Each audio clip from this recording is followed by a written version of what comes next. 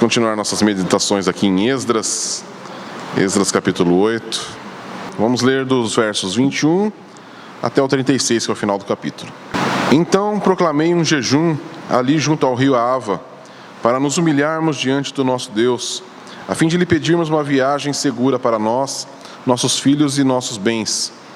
Pois tive vergonha de pedir ao rei uma escolta de soldados e cavaleiros para nos defender dos inimigos no caminho, pois havíamos dito ao rei: a mão do nosso Deus age para o bem e está sobre todos os que o buscam, mas o seu poder e sua ira são contra todos os que o abandonam. Assim jejuamos e pedimos isso ao nosso Deus, e ele atendeu às nossas orações.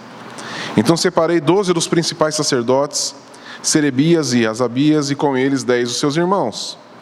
E pesei diante deles a prata, o ouro e os utensílios que o rei, e os seus conselheiros, os seus príncipes, e todo o povo de Israel que estava ali, haviam oferecido para o templo do nosso Deus. Depois entreguei nas mãos deles 650 talentos de prata, 100 talentos de utensílios de prata, com 100 talentos de ouro, e 20 tigelas de ouro no valor de 1000 dáricos, e 2 utensílios de bronze polido, tão precioso como o ouro. E lhes disse: vós sois consagrados ao Senhor, como são consagrados também estes vasos. Assim também esta prata e este ouro são ofertas voluntárias oferecidas ao Senhor, o Deus de nossos pais.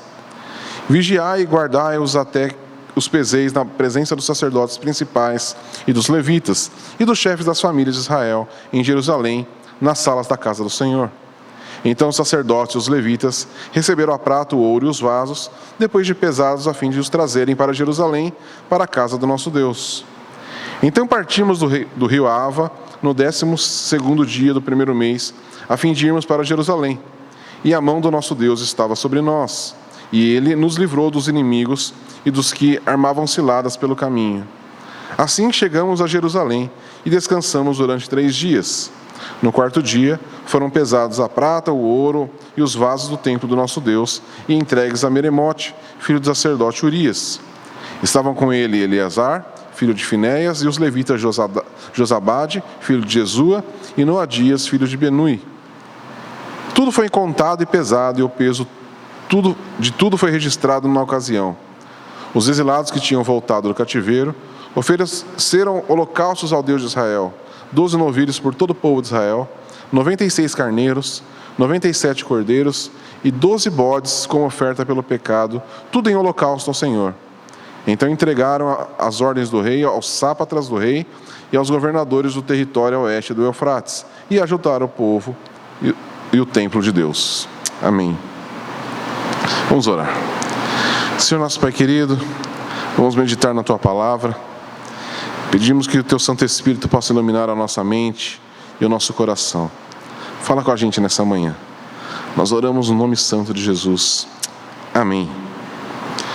Muito bem. Eu acho que todos nós já passamos por diversas circunstâncias na vida, onde você tem que tomar uma decisão, onde você tem que seguir um rumo e você ficou com dúvidas. Alguém já ou só eu? Você tem que tomar uma decisão, seja de trabalho, seja de mudança de vida, né, de alguma forma que é significativa. E a gente, muitas vezes, nesses dilemas, a gente fica preocupado. Eu acho que toda vez que... Quem aqui já decidiu mudar de emprego e aí ficou naquela... Muda ou não muda? Muda ou não muda? Muda ou não muda? Né? Você sabe que precisa mudar, mas também tem o medo de mudar. Acho que essas circunstâncias, elas afetam a gente de várias maneiras. Eu tive uma experiência, a maioria de vocês vai lembrar, em 2006, que eu e a Lu fomos morar em Belo Horizonte. E pensa, é uma mudança drástica. Você vivia a vida inteira em São Paulo, de repente, vamos para Belo Horizonte. Uma cidade diferente, né? É Brasil ainda, né? Perto, mas é outro lugar. Outras pessoas, têm uma cultura diferente. E foi uma decisão que a gente tomou, e naquela, será que é o certo? Vamos fazer, não vamos fazer? E aí a gente vai orar. E isso que é muito interessante, que muitas vezes a gente vai orar, e aí a gente não tem uma resposta direta de Deus sobre algumas circunstâncias. Você já deve ter passado por isso. Principalmente com essas questões de mudança da nossa vida, assim. Deus não vai responder. Às vezes Ele responde, às vezes não. A gente não entende muito ainda como funciona essa questão. Mas a questão é que a gente às vezes vai para a Bíblia, né? Não, vamos ver o que Deus fala. E abre a Bíblia e tenta achar uma resposta aqui. E muitas vezes a gente interpreta até as próprias Escrituras para tentar achar uma resposta ali. E isso a gente entende que muito do nosso coração está envolvido nisso. A gente não pode dizer, eu acho que a gente conseguir dizer, não, o Senhor me disse isso, acho que é difícil, né? Eu pelo menos tenho muito receio de quando faço uma pergunta desse tipo, Senhor, faço isso ou não faço? E chegar, não, o Senhor me disse que é para fazer isso. Porque eu sempre entendo que meu coração é sempre muito... fugiu a palavra aqui, mas...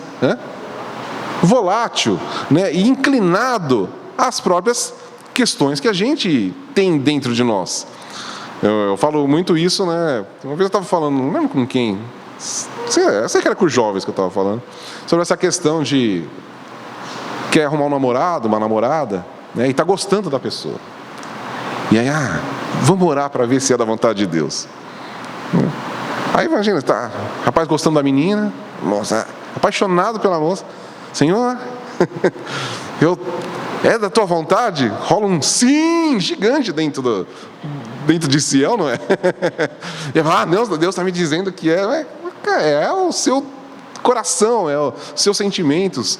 Então a gente é poluído, podemos dizer assim, pelos nossos próprios sentimentos. Então tomar decisões na nossa vida é sempre complicado, porque a gente não tem uma certeza de que, não, Deus falou para fazer isso. Porque a gente é inclinado pelos nossos próprios desejos. Sempre lembro daquela frasezinha lá do Dark, né? Até citei para uma pessoa, se você assistiu essa série lá que tem no Netflix, chama Dark, a segunda temporada eles falam uma frase que eu achei sensacional e gravei, né? Que é: o homem não é livre nas suas escolhas, porque ele não é livre nos seus desejos. É uma grande verdade. Se a gente olhar para as Escrituras vão mostrar exatamente isso. O homem acha que toma as suas decisões neutras, com uma neutralidade absurda, mas não. Nós somos sempre inclinados pelos nossos desejos, pelos nossos pressupostos. Inclusive, quando a gente vai para as Escrituras, a gente corre muito esse risco de você olhar para um texto bíblico e você vai interpretar ele de acordo com os seus pressupostos, de acordo com os seus sentimentos, de acordo com os seus desejos, né? É por isso que a gente vê muita gente que começa a manipular o texto bíblico para chegar nos resultados que quer. Então, o texto bíblico ele é a palavra de Deus, só que o que a gente vê que as pessoas fazem com os textos é o quê? É uma manipulação. Você pega um versículo e aí você, não, porque tá vendo? Deus disse isso aqui, ó. Aí você fala, não, mas se você olhar o contexto, não é isso que está dizendo. Não, tá, é assim, Deus está falando isso daqui, né? Então é bem complicado, né? A historinha do cara que estava numa situação difícil. Deus, eu não sei o que fazer mais na minha vida, o que eu faço? E vou abrir a Bíblia e o Senhor fala comigo. Aí abriu e bem lá nos evangelhos falando de Judas. E Judas foi e tirou sua própria vida. Nossa, complicado isso. Vou pegar outro texto. Aí abre em qualquer lugar que tá, vai e faça o mesmo. Então tá vendo? Deus está falando para me matar. Por quê? Porque não é assim que Deus fala com a gente, né? Ele fala com a gente nas Escrituras para moldar o nosso pensamento, moldar o nosso comportamento. E por que eu estou dizendo isso que não tem nada a ver com o nosso texto? Mas na verdade tem. A questão é que Esdras, ele estava nesse dilema. Ele reuniu, como a gente viu, várias famílias. Vamos agora para Jerusalém. E como a gente já falou em outros episódios aqui, não era uma mudança, não era ir ali no bairro do lado, não era fazer uma visita ali, não é uma viagem de férias. Eles estavam saindo da Babilônia e indo para Jerusalém. Uma mudança completa de vida. Você lembra da semana retrasada, quando eu falei, né? Eu, possivelmente criando uma historinha. Mas e aí, tem escola para meus filhos lá? Não, não tem. Ah, mas tem isso? Não, não tem. Então, eu estou saindo daqui do maior império da terra, que era a Babilônia na época, com toda a estrutura da cidade que tinha na época. A melhor estrutura que existia era a da Babilônia. E você está falando para eu sair daqui, com a minha família, viajar 1.600 quilômetros a pé, para chegar num lugar que não tem estrutura. Então, é uma mudança significativa. Eu acho que não foi uma decisão, o nosso texto não fala, mas se a gente trouxer para como a gente age nas situações da nossa vida, se alguém chegar para você hoje e falar, vamos mudar de cidade? Você vai na hora falar, lógico. Cara, peraí, tem que pensar. Eu tenho muitas circunstâncias aqui. E a gente acha que naquela época era diferente? Não era. As pessoas tinham circunstâncias ali, era preocupante. E o próprio Esdras, o rei chamou ele e falou, você vai para Jerusalém. Eu acredito que pela posição que Esdras tinha, do rei chamar ele e falar, vou colocar você como encarregado. Esdras tinha uma posição importante na Babilônia. E ele ia perder aquilo, ele ia para um lugar que ainda não tinha estrutura. Devia ser muito mais cômodo para Esdras ficar lá na Babilônia. Mas agora ele vai. Né? Ele com toda essa galera, e chama os levitas lá também, que a gente viu da última vez também. Reuniu aquele povo todo e vamos agora para Jerusalém. E a gente vê o nosso primeiro dilema aqui, nesses versos que a gente leu. Porque o trajeto, como eu falei, 1.600 quilômetros, e a gente viu no texto que eles estavam carregando um pouquinho de ouro e prata. Só um pouquinho. Era muito ouro e muita prata. Pensa, hoje, se você já tem que carregar algo de valor, andando de carro, você já não fica preocupado? Às vezes eu carrego meus instrumentos e já fico preocupado só de carregar instrumento. Agora imagina você carregar toneladas ali de ouro e prata a pé, 1.600 quilômetros. É algo complicado. E a gente vê essa preocupação aqui em Esdras e nos seus companheiros de viagem. E possivelmente as pessoas sabiam que eles estavam carregando tudo isso. Eles saindo da Babilônia, devia ter gente da Babilônia, das cidades circunvizinhas ali, falando, tem essa galera que está saindo aí, eles estão saindo abastecidos, hein? É a nossa chance de arrumar a nossa vida. Vamos atacar a caravana. E a gente viu que isso realmente aconteceu. Então, era um dilema de Esdras. E aí o maior dilema dele era o que nós vamos fazer diante dessa situação. E a gente vê aqui que ele proclamou um jejum e oração, né, para que Deus abençoasse a viagem. Por quê? Porque no verso 22 fala, porque tive vergonha de pedir ao rei uma escolta de soldados e cavaleiros para defender os inimigos do caminho. Então ele chegou num dilema, a gente precisa de proteção. Mas eu chego para o rei e peço proteção para ele? Aí ele falou, mas eu tive vergonha. Por quê? Porque nós dissemos ao rei, pois havíamos dito ao rei, a mão do nosso Deus age para o bem e está sobre todos que o buscam, mas seu poder e sua ira são contra todos que o abandonam. E de onde que eles tiraram essa formulação? Da própria Escritura. Se a gente olhar lá para o Pentateuco, o que Deus fala para o povo de Israel? Vou proteger vocês, eu sou o seu Deus. Abençoarei os que te abençoarem, amaldiçoarei os que te amaldiçoarem. E aí o que Esdras entende? Ele faz uma interpretação do texto. Isso é importante a gente entender. Ele faz uma interpretação do texto e fala, não, chegou para o rei, não, tá tranquilo, vou, porque meu Deus já disse isso, ele disse que vai me proteger, vai me abençoar, então eu vou, tranquilo. E talvez, e aqui a gente está inferindo, pensando em como a gente age. Então, ele está todo confiante. Quando ele começou a ver aquele tanto de ouro e prata, ele falou, e agora? A gente está correndo perigo. Aí a preocupação bate, como bate na gente. Ele tinha acabado de formular: o Senhor nos protege, o Senhor nos abençoa. A gente não faz isso? O Senhor é bom, a gente canta aqui: o Senhor é bom, o amor do Senhor dura para sempre. Aí a gente passa por uma situação difícil. O que eu faço agora? E agora? O que será da minha vida? Por quê? Porque nós somos humanos, nós somos falhos, a gente passa por essas situações. E a gente corre para as Escrituras. Só que aí, olha o que acontece com Esdras. Ele chegou nesse dilema, ele falou: a gente precisa de proteção, mas eu não posso chegar agora para o rei e pedir uma escolta militar, porque eu vou ir contra aquilo que eu mesmo disse para ele. Então eu não posso falar isso. E o que é interessante nessa situação é que Esdras estava correto na sua formulação, na sua forma de pensar e agir? Sim. Então esse é o jeito certo de se fazer. Diante de uma situação difícil, você não pede ajuda para ninguém, você só ora e pede para Deus. Só que mais para frente a gente vai chegar em Neemias.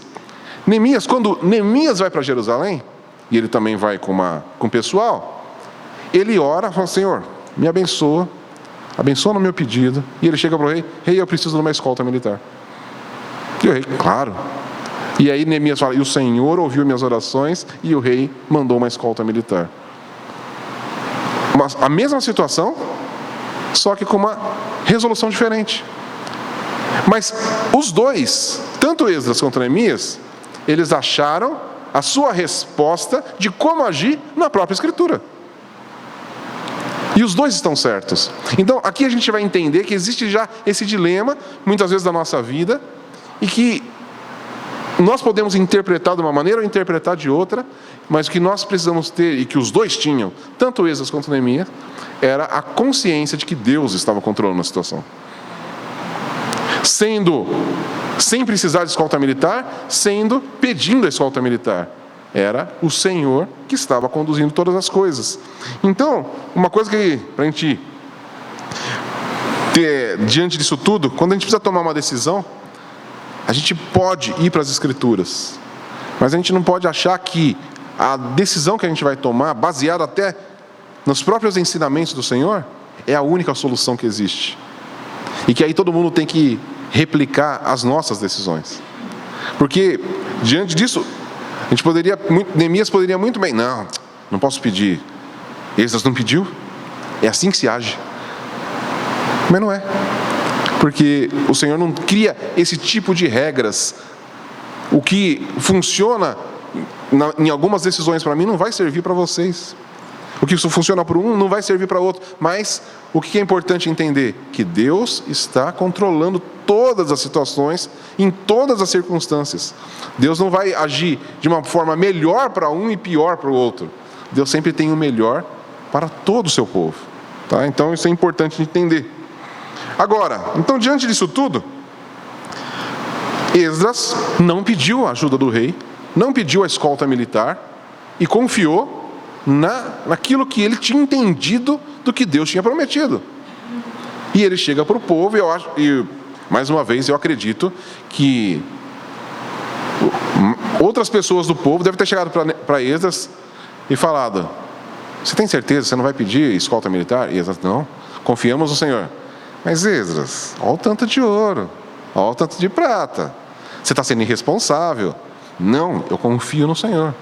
Esdras, porque nós faríamos isso, com certeza, não faríamos? Bem, se eu falar: pessoal, vamos fazer uma viagem aqui, pega todos os seus bens. Aí você fala: mas tem certeza? A gente vai assim, aqui em São Paulo, uma cidade perigosa? Não, Deus está no controle. Eu sei que Deus está no controle, mas a gente tem que ser prudente.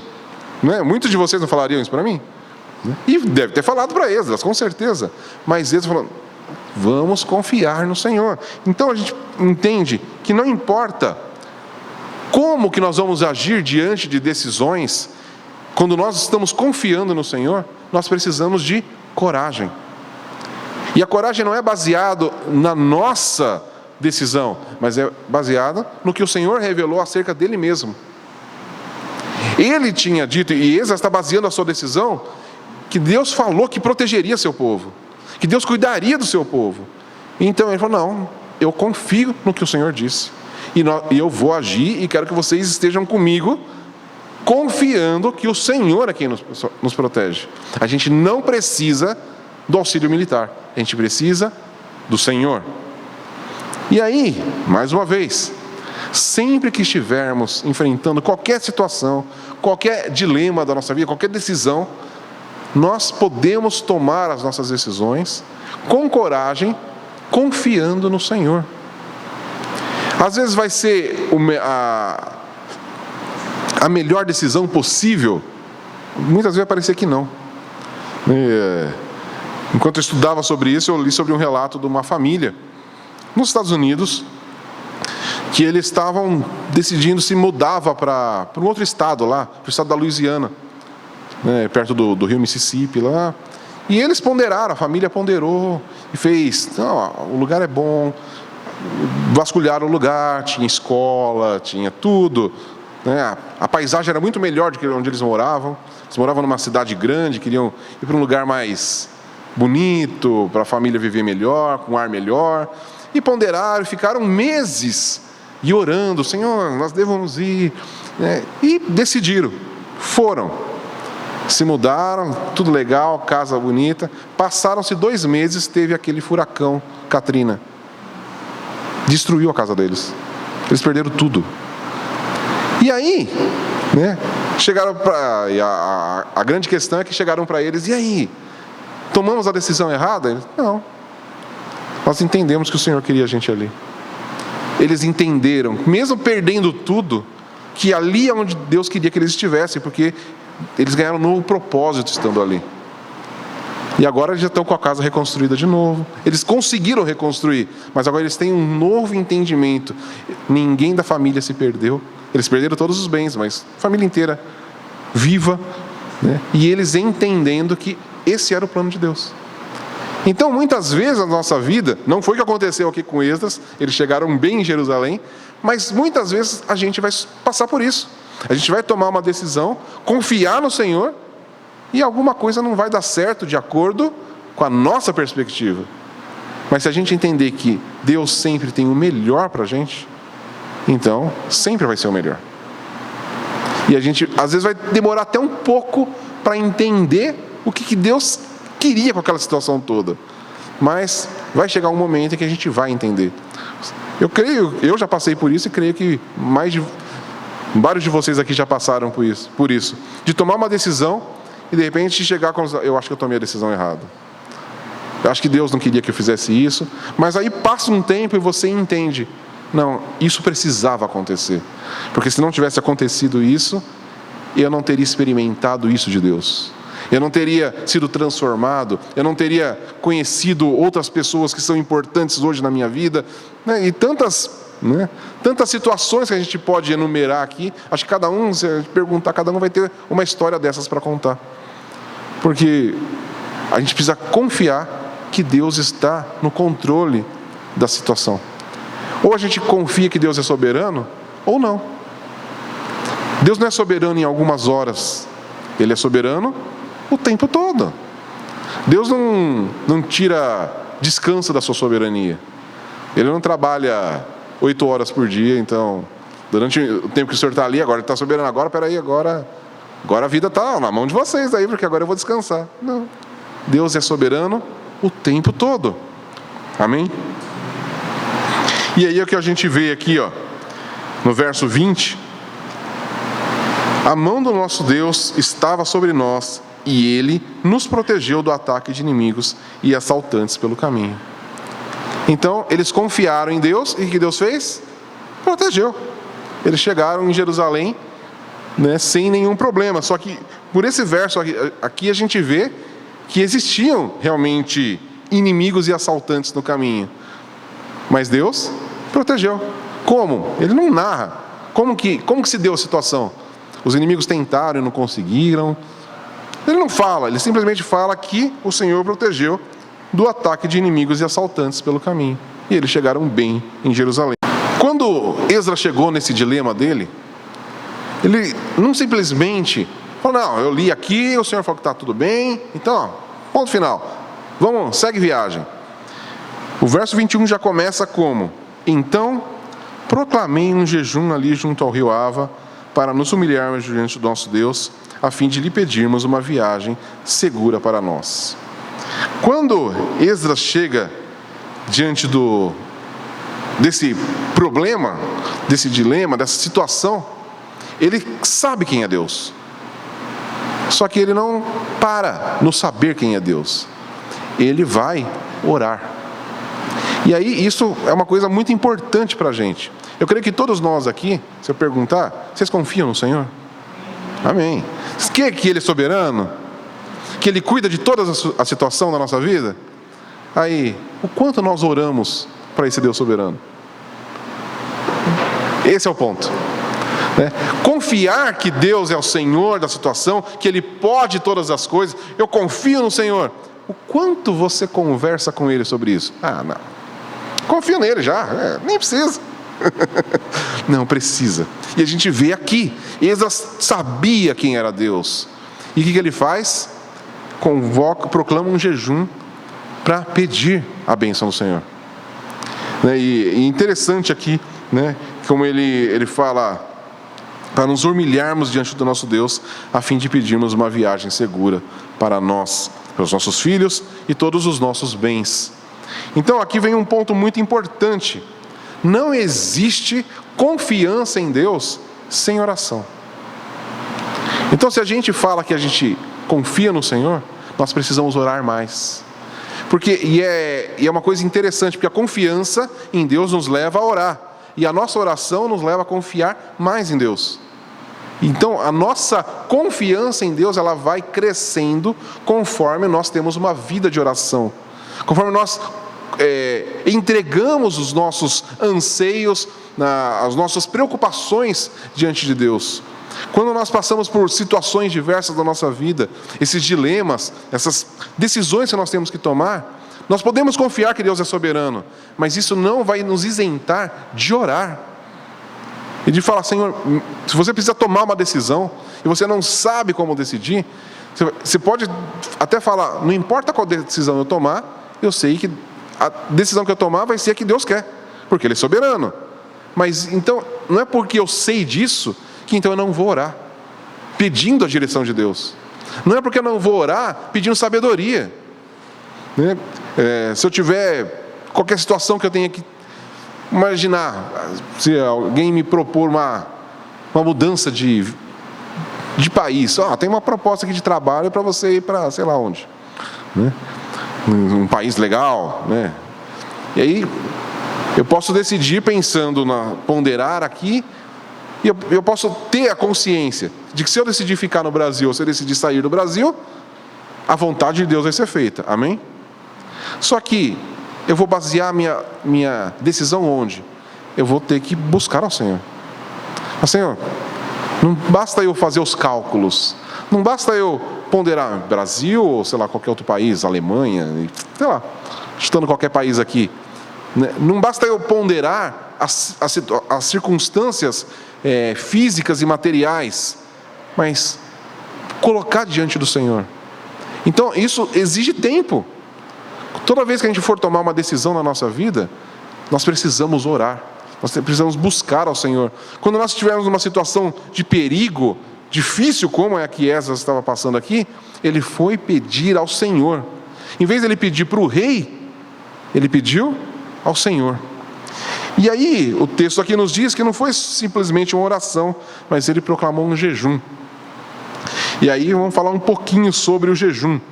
Tá? Existem situações diversas assim, e pensamentos diversos acerca do jejum.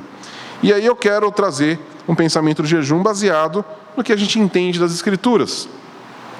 A gente pode entender, o jejum ele é uma ferramenta poderosa, para a nossa vida de fé. Mas, como a gente vai entender nas Escrituras, eu quero trazer alguns pontos sobre o jejum. Então, primeiro, vamos entender o que é o jejum. Quando a gente pensa em jejum, você vai pensar em alimento. Tá? Então, se você vai é muito comum, você vai fazer um exame, e aí você precisa ficar em jejum. E o que é o jejum? Ficar sem comer nada. né? Então, tem alguns tem alguns jejuns que são proclamados aí, né, e feitos, que as pessoas decidem. Eu já vi muita gente falando isso: vou fazer jejum de televisão. Isso não é jejum, isso é só uma ideia boa que você está tendo. Vou fazer jejum de doce, jejum de refrigerante. Isso é dieta, né? Porque imagina se você vai fazer um exame, e aí, você tem que vir em 12 horas de jejum. Tudo bem, então eu não vou comer doce nenhum. Não, você não entendeu, é jejum. Não, tudo bem, eu vou comer só carne. Não, jejum é sem comer. Tá? Então, isso é importante de entender. Primeira coisa, então, sobre jejum é ficar sem comer. Tá? É um período que você vai ficar sem se alimentar. Tá? Isso tem uma razão, isso não é só... né? Agora, outra coisa importante, a Bíblia não traz o jejum como obrigação para o cristão. Então, nós somos obrigados a fazer jejum? Não. A Bíblia exige que a gente faça? Não. É uma coisa que vai ser imprescindível para a nossa vida cristã? Não. Porque senão, se fosse, né, a gente teria isso muito claro nas Escrituras. Então a gente vai ver, Jesus falou sobre jejum, os apóstolos até falaram sobre jejum, mas em momento algum ele fala: vocês devem fazer jejum. Isso é uma obrigação da igreja, jejuar. Não, em momento algum. Isso é uma coisa muito particular, né? Nós tínhamos obrigação do jejum no Antigo Testamento por causa do dia da expiação. Então, no dia da expiação, todo judeu ele tinha que ficar em jejum por causa da expiação. Então, a gente fala: então não temos que trazer isso para hoje? Qual é o dia da nossa expiação? A morte do nosso Senhor Jesus Cristo. Ou seja, já foi. Então não precisamos mais jejuar no dia da expiação, porque o dia da expiação já passou. Nós já fomos justificados. Nós somos perdoados, limpos. Logo, não precisamos mais desse jejum estabelecido no Antigo Testamento.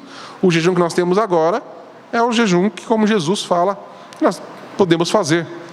Tá? Agora, outro ponto aqui. O jejum é um meio de humilhar-se diante de Deus, que é exatamente o que a gente vê no nosso verso 21 aqui, né? Proclamei um jejum ali junto ao rio Ava para nos humilharmos diante de Deus. Então aqui está um dos pontos em que o jejum é importante. O jejum ele vai trazer essa mortificação da nossa carne, e isso faz a gente se humilhar diante de Deus. Tá? Por quê? Porque a questão do alimento. O alimento, você consegue ficar sem um monte de coisa na vida, mas você consegue ficar sem comer? Não, ninguém consegue. Se você ficar sem comer, você morre. Isso é fato. Você consegue ficar um tempo, chega uma hora que seu corpo começa a parar e morre. Então, o alimento, ele é a nossa maior necessidade. Você pode, né, suas roupas podem acabar, você consegue um jeito de se cobrir com alguma coisa, né? E mesmo se você não se cobrir, você morre por ficar sem roupa, só se estiver muito frio, né? Mas no nosso país aqui, quase que você não tem esse tipo de problema. Mas ficar sem comer, você morre. Não existe pessoas mais fortes, não. Vai chegar um momento que todo mundo vai morrer, se ficar sem comer. Então, a falta de alimento, ela vai nos levar a mostrar para a gente a nossa dependência de Deus. Né? Eu até conversei com algumas pessoas acerca disso, né, sobre essa questão do jejum, e um dos relatos de alguma pessoa que eu perguntei sobre isso, ele falou: não, quando eu faço jejum, ele falou, eu não tenho a prática de fazer muito, mas as últimas vezes que eu fiz, quando eu começo a sentir fome, e eu falo: não, eu não vou comer, e ele falou: isso me mostra a necessidade que eu preciso perceber de Deus. Ele falou: se eu estou sentindo essa fome e está começando a doer meu estômago, e eu tenho esse anseio por comer, é isso que eu preciso gerar por Deus também, porque Ele é o meu sustento. Se eu não consigo ficar algumas horas sem comer, por que eu consigo ficar tantas horas sem falar com Deus? Ele falou que então isso me leva a ter uma consciência da minha necessidade de Deus. E eu achei essa ponderação dele muito interessante. Eu acho que realmente esse é um dos grandes benefícios do jejum. É quando você começa a sentir a sua carne necessitando de algo e você percebe que você precisa de algo muito maior, que é o próprio Deus. Então, o jejum é um meio da gente se humilhar diante de Deus. É um meio de você falar, não, eu consigo ficar sem comer, mas eu não consigo ficar sem o Senhor. Eu não consigo ficar sem a Tua presença. Eu preciso do Senhor. Então, é uma boa disciplina para a gente fazer o jejum. Mas, como eu disse, ninguém é obrigado. Você vai se tornar mais querido por Deus se você fizer jejum? Não. Porque nós somos recebidos por Deus por meio da obra de Cristo. Tá? Então, vou ganhar pontos com Deus? Não. Eu vou ser mais abençoado? Não. Porque as bênçãos de Deus estão, né, como a gente leu em Efésios ontem, recebemos todas as bênçãos celestiais em Cristo. Então, nossas bênçãos estão em Cristo, nossa segurança está em Cristo, nossa salvação está em Cristo, tudo está em Cristo. Então, eu vou fazer o jejum para quê? Simplesmente porque eu quero experimentar mais de Deus.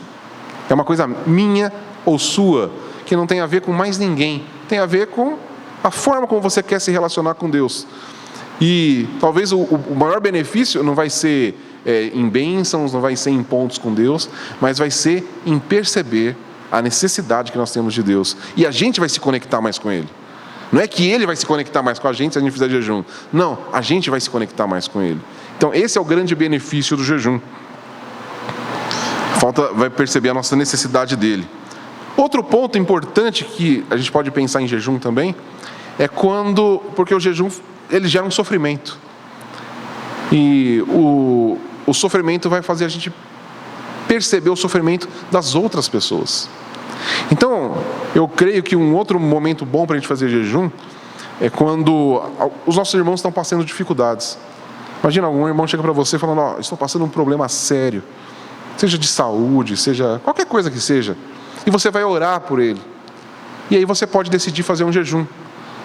Por quê? Porque a sua oração vai ficar mais poderosa? Não. Você vai participar do sofrimento do seu irmão. Então é um jeito de você participar e se identificar com o sofrimento do seu irmão. Você trazer um sofrimento para você que vai...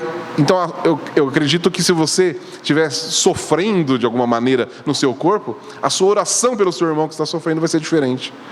Não que ela vai ser mais poderosa, mas você vai perceber o problema do seu irmão diferente. Então eu acredito que o jejum é um meio da gente sofrer com os que sofrem. Tá? Agora, a Bíblia não mostra que o jejum é um meio de alcançar algo. Você fala, não, mas não foi o que aconteceu aqui? Eles fizeram o jejum para ter uma viagem, né? Mas olha como o texto está escrito. Proclamei um jejum para quê? Para nos humilharmos diante de Deus, a fim de pedirmos uma viagem segura. Então qual era o objetivo do jejum que Esdras estabeleceu? Se humilhar, porque humilhados diante de Deus, aí sim nós íamos pedir uma boa viagem. Então ele não fez o jejum, ele não proclamou o jejum para alcançar um resultado de viagem. Ele proclamou o jejum para se humilhar diante de Deus e, humilhados diante de Deus, orar, pedindo a bênção do Senhor. Então, o que eu entendo, né, diante desse texto, é que mesmo Esdras, sabendo o seu posicionamento em Deus, sabendo quem era Deus, não, Deus protege, ele proclama esse jejum para aquele povo, para que todos eles percebessem a necessidade que eles tinham de Deus. E aí sim, não, nós só podemos fazer essa viagem se o Senhor estiver com a gente. E aí eles começam a pedir a bênção do Senhor sobre a viagem. Tá? Então, isso é um ponto muito importante para a gente entender. Então eu estou passando um problema, vou fazer um jejum para resolver o problema. Não. Você pode fazer o jejum para se humilhar diante de Deus, para pedir as bênçãos de Deus. Mas fazer o jejum não vai melhorar o seu problema, não vai trazer resolução. Né? Eu já vi gente falando, não, nós temos que jejuar para salvar alguém da sua família. Não. Alguém da sua família só vai ser salvo se você pregar o Evangelho e sim, orar em favor daquela pessoa. Mas O evangelho não vai fazer mais efeito porque você fez jejum. Tá? Então, isso é uma coisa que a gente tem que tirar da nossa ideia. Porque se a gente colocar a ênfase no jejum para alcançar a bênção, então a gente tirou de Deus. Concorda? Se eu tenho que fazer algo para uma situação ser transformada, então a oração não é mais a Deus. Então agora Deus ficou condicionado ao meu jejum. E Deus nunca vai ficar condicionado a nada que a gente fizer. Então o jejum é para nós. Para a gente se humilhar. E aí eu sempre entendo isso. Se a gente se humilhar diante de Deus, a nossa oração sempre vai ser diferente. Porque a gente nunca vai chegar com arrogância diante de Deus quando a gente se humilha, né? Não tem como, né? São duas coisas que não tem como funcionar juntas, tá? Agora, outra coisa que o jejum nunca vai ser um meio de você mostrar a espiritualidade. E Jesus deixou isso muito claro, né? Ele falou, quando você fizer jejum, lava o rosto, né? Põe óleo na cabeça, fica bonitão. Por quê? Não vai sair na rua aquela cara, alguém te perguntar, o que está acontecendo? Que eu estou jejuando. Não, ninguém precisa saber que você está jejuando, porque o jejum é uma coisa entre você e Deus. Então, se você quer jejuar para mostrar a espiritualidade, já fez errado. Porque o jejum não tem essa. Porque se o jejum é para se humilhar e você quer mostrar para os outros que está fazendo, não tem nada a ver com humilhação, né? Tem a ver com orgulho. Ou seja, perdeu todo o propósito do jejum. E é isso que Jesus fala lá para os fariseus. Vocês saem na rua lá, vocês fazem jejum não sei quantas vezes por semana, mas para mostrar a espiritualidade para as pessoas, seu jejum não vale nada. Né? E a gente vai entender ainda, se a gente olhar para o Antigo Testamento, né? E lá em Isaías, Zacarias, que Deus fala, vocês querem fazer jejum, mas não cuida das pessoas, não se preocupa com as viúvas, não se preocupa com os órfãos. O que adianta? Né? E aí a gente vai entender aquela parte do sofrer com os que sofrem. Se você está aí afligindo o seu corpo, mas não consegue, a partir disso, ter misericórdia, então seu jejum não valeu de nada. Tá? Então, a gente vai perceber que nunca deve ser usado para mostrar a nossa espiritualidade, mas sim para melhorar o nosso relacionamento com Deus e mudar a nossa perspectiva diante das situações. Amém? E aí, para a gente finalizar essa parte do jejum, não existe jejum sem oração. Né? E aí, imagina, você decide, vou fazer jejum amanhã, né? Amanhã é segunda-feira, você vai trabalhar. Então, vou fazer jejum e vou trabalhar. Não serve para nada. Você vai conseguir orar enquanto você está trabalhando? Fala, não, eu vou para o banheiro lá da empresa e vou... Então você está errado, porque você foi lá para trabalhar e não para ficar orando. Então, o jejum ele tem que vir acompanhado de oração. Então, quando você vai fazer um jejum? Um dia que você sabe que você vai poder dedicar esse tempo em oração, em meditação das Escrituras. Então, um sábado, não vou trabalhar, então eu vou pegar um sábado e vou me dedicar em jejum e oração ao Senhor. Porque você não vai fazer outra coisa. Não é, estou fazendo um jejum, mas vou lá sabadão, estou em jejum, mas vou jogar videogame, vou, sei lá, né, fazer qualquer coisa que seja. Isso não é jejum, é só ficar sem comer. Não, o jejum sempre tem que vir acompanhado de oração e meditação nas Escrituras. Ok? Isso é para encerrar aqui a nossa coisa sobre o jejum, né? Agora, uma coisa é certa, você pode até não jejuar, tá? E isso não tem problema nenhum, mas nunca deve deixar de orar, tá? O jejum ele é opcional, a oração não, tá? Então, se você vai jejuar, você tem que orar, mas você pode orar sem jejuar, e você deve orar mesmo sem jejuar, ok? Seja individualmente ou seja em comunidade com a igreja, tá? A oração é sempre importante. Agora vamos para o nosso quarto ponto aqui, que é a vitória da fé. Então, diante dessa situação toda, Esdras proclama o jejum, se humilha diante de Deus, ora ele e todo o povo, e o que acontece? Deus ouve as orações de Esdras. Por quê? Porque Deus sempre ouve as nossas orações. Isso é uma coisa que a gente tem que ter sempre em mente. Deus sempre vai ouvir as nossas orações e Ele sempre vai fazer alguma coisa de um jeito ou de outro. Pode ser não do jeito que a gente espera, mas Deus sempre vai agir. Porque Ele é um Deus que age. E Ele nos chama a orar exatamente porque Ele age. Isso que eu acho uma coisa magnífica da oração, né? O Jefferson já falou bastante sobre isso. A oração, a gente já entendeu, a oração não move Deus. Não é a nossa oração que vai fazer Deus fazer alguma coisa. Não é que Deus está parado lá, então, aí você ora e Deus, já que você está orando, vou fazer. Não, Deus tem um plano que Ele vai executar. E aí, qual é a grande questão da oração? Deus dividindo com a gente o participar do plano dele. Não é a nossa oração que move Deus, porque isso aí é paganismo, né? Você querer mover a divindade, isso é o que o pessoal faz por aí, né? Faz rituais e faz orações e autopenitência, né? Para mover Deus. Não, nossa oração não move Deus, mas a nossa oração, ela faz a gente perceber Deus agindo, e Deus divide com a gente isso, né? Então é importante a oração. E eu já vi gente, então eu não vou parar de orar, se Deus é soberano. Já vi muita gente falando isso. Se Deus é soberano, não preciso mais orar, Ele vai fazer o plano dele de qualquer forma. Não, mas a oração é por nossa causa, não é por causa de Deus. Eu creio que todos vocês já experimentaram isso. Você está numa situação e você ora, e quando você vê Deus agindo, isso faz o que com você? Te enche de alegria, te enche de gratidão ao Senhor, faz o seu relacionamento com Deus se estreitar, porque você percebe Deus agindo. Então, a oração é para que a gente consiga perceber a ação de Deus. Porque pensa, se fosse no caso de Esdras aqui, e ele, vamos seguir viagem, não, tenho certeza, nada vai acontecer com a gente. E Deus queria proteger realmente aquele povo, porque Deus queria que aquele povo chegasse em Jerusalém, chegasse com todo aquele ouro e prata em Jerusalém, por causa do templo. E eles poderiam ter feito a viagem sem oração nenhuma, e Deus ia protegê-los? Ia. E aí o que eles poderiam, quando chegassem em Jerusalém, falar, tivemos sorte, hein? A gente escolheu o melhor caminho para fazer, a gente fez uma estratégia aqui, foi legal da viagem, chegamos aqui bem, a gente calculou bem. Mas aí o que a gente vê, né, no verso 32 aqui, né? Que eles chegaram de Jerusalém, mas a gente vai ver, no verso 31. E a mão do nosso Deus estava sobre nós.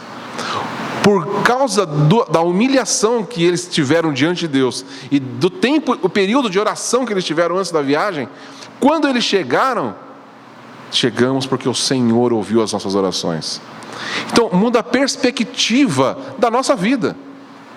Se a gente tiver uma vida de oração e colocar todas as nossas circunstâncias diante de Deus em oração, nós vamos sempre reconhecer o que Deus está fazendo. Se você tem uma situação no seu trabalho e você ora, e você vê uma resolução, você não vai falar, vendo? Eu tive a melhor ideia. Eu tive sensibilidade e consegui lidar com a situação. O que você vai falar? O Senhor agiu aqui. Quando você tem uma situação qualquer lá, qualquer coisa na sua casa, e aí você nunca vai achar que você teve a melhor ideia, que você resolveu a situação, mas a gente sempre vai jogar para Deus, porque a oração faz isso com a gente.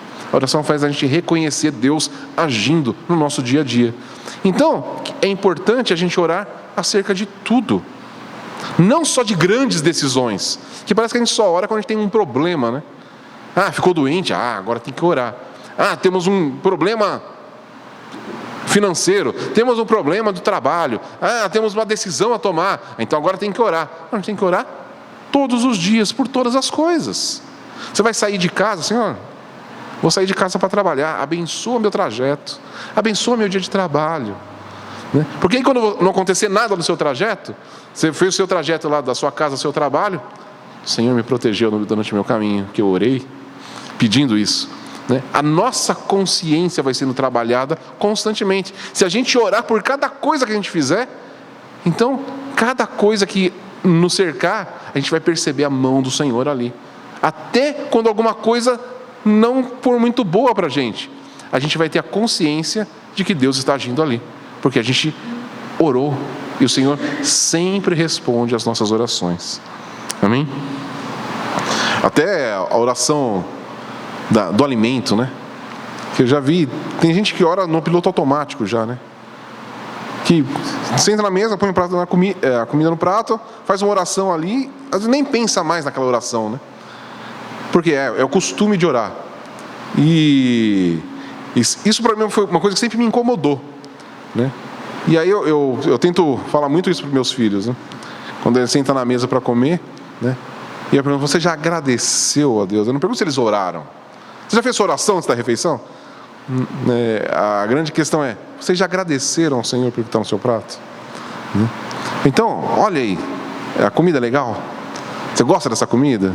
Então agradece ao Senhor, né? A perspectiva é diferente. Eu não vou só: Senhor, abençoe esse alimento, em nome de Jesus, amém.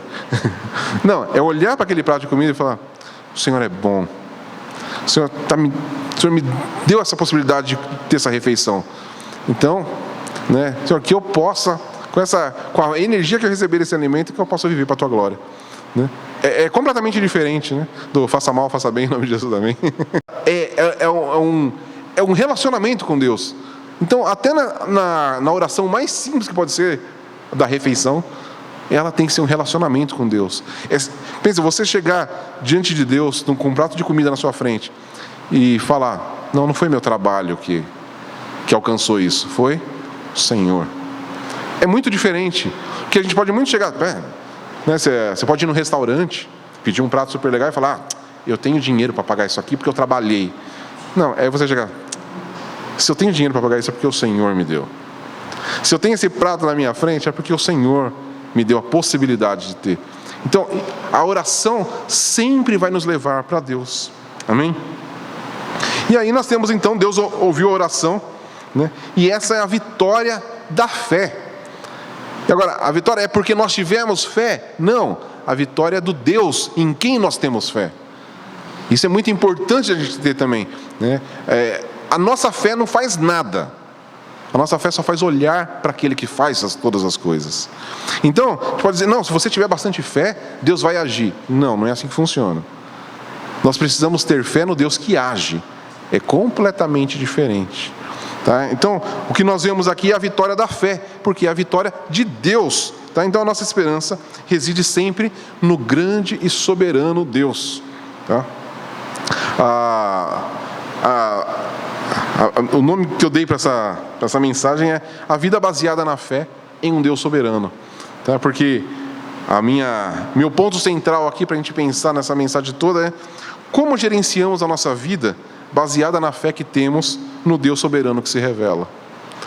Então, como que a gente gerencia a nossa vida, todas as circunstâncias da nossa vida, diante de um Deus que se revela? Deus se revela como um Deus poderoso, soberano, que tem o domínio sobre tudo. E como que a gente vive a nossa vida baseada nisso? É simplesmente falar: não, eu sei que Deus é bom, mas como que a gente gerencia as nossas decisões, o nosso dia a dia, as coisas pequenas? Sempre nós precisamos ter isso em mente. Se nós conhecemos, sabemos quem Deus é, como nós lidamos no nosso dia a dia com todas as coisas? Então, o primeiro ponto, que é o que a gente vê aqui, aprende do nosso texto, é a oração. É se humilhar diante de Deus, é orar. E podemos jejuar, sim, sem obrigação, mas é uma coisa que, se você fizer, você vai experimentar algo diferente de Deus, tá? Mas não tem obrigação nenhuma, né? Uma coisa que é importante de falar, eu acabei de pensar agora, eu tinha esquecido de marcar aqui, sobre o jejum, que quando Jesus é questionado, né, por causa dos discípulos dele: os seus discípulos não jejuam. Os discípulos de João Batista jejuam, os fariseus jejuam e seus discípulos não. O que Jesus responde? Né? Por acaso os amigos do noivo vão ficar em jejum durante a festa enquanto o noivo está presente? Não faz o mínimo sentido, porque Jesus estava com eles. Mas haverá um tempo que o noivo lhe será tirado, e aí sim eles jejuarão. E a gente vai ver que os discípulos jejuaram. Então, o jejum também tem essa questão. Nós estamos nesse já e ainda não, né? Nós já experimentamos o reino de Deus, mas nós temos algo ainda para receber. E essa ansiedade pelo reino também pode nos levar a jejuar, porque a gente vai perceber essa necessidade que nós temos de ver o reino de Deus completamente implantado. Então, o jejum vai fazer apressar a vinda de Cristo? Não, porque a data está marcada. Se jejuando ou não jejuando, Cristo vai voltar no mesmo dia. Mas, como nós lidamos com isso, o jejum vai nos ajudar nisso também, né? De entender que nós estamos sem o noivo aqui. Nós temos, mas não temos, né? Então, se a gente olhar para a própria igreja, eles faziam as refeições. Então era uma prática da igreja tanto as refeições comunitárias quanto o jejum. Porque nós celebramos, enquanto nós estamos aqui, por exemplo, nós estamos reunidos. Então esse não é o momento do nosso jejum. Eu entendo dessa maneira. Enquanto nós estamos aqui reunidos como igreja, é onde o Senhor se faz presente. Logo, não é um momento de jejum, porque é um momento de alegria. Agora, durante a nossa semana, durante o nosso dia a dia, é o momento que nós estamos afastados do corpo, estamos espalhados. Então, é o momento onde nós sentimos a necessidade da presença de Deus. E aí nós podemos jejuar. Isso foi só mais um parênteses que eu quis pôr aqui. Mas aí, focando na nossa finalização aqui. Então, aqueles judeus, né, que tinham começado a sua adoração lá na Babilônia. Por que eles começaram a adoração na Babilônia? Porque isso que aconteceu, o jejum, o se humilhar diante de Deus, isso foi enquanto eles estavam lá, antes de começar a viagem. Então, a adoração dos judeus começa ali na Babilônia, e eu creio, o texto não fala, mas pensa num povo que se humilhou antes da saída da viagem. Como que foi essa viagem deles? Que durou alguns meses.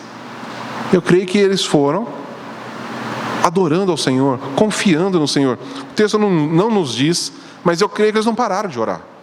Que eles não pararam de, talvez, cantar durante a viagem, né? Porque nós tínhamos agora os músicos andando com eles, os levitas que estavam carregando instrumento.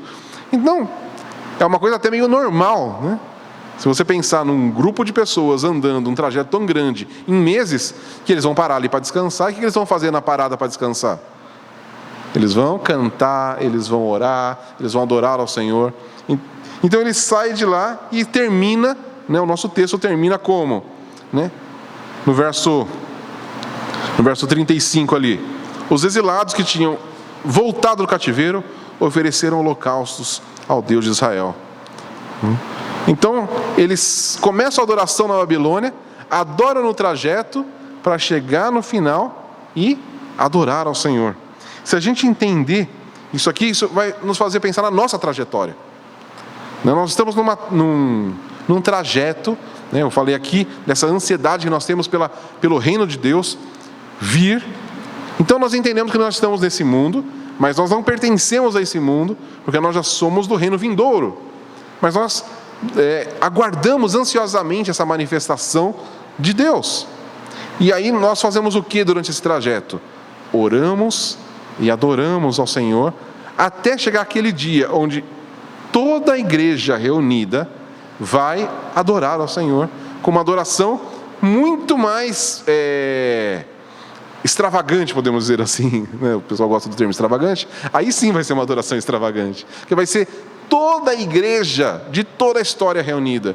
Então, se a gente pensar nesse microcosmos aqui, um povo que está lá no exílio, que agora ele começa um trajeto até chegar agora em Jerusalém, no templo, onde agora se juntou com as pessoas que já estavam lá em Jerusalém, que teve aquela primeira leva, né? E agora essa segunda leva, e juntou mais pessoas.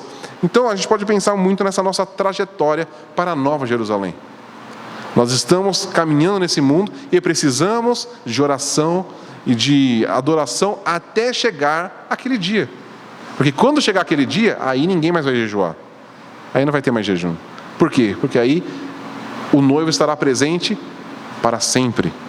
Então, se você quer jejuar, aproveita agora, porque quando Jesus voltar, você não vai mais fazer isso.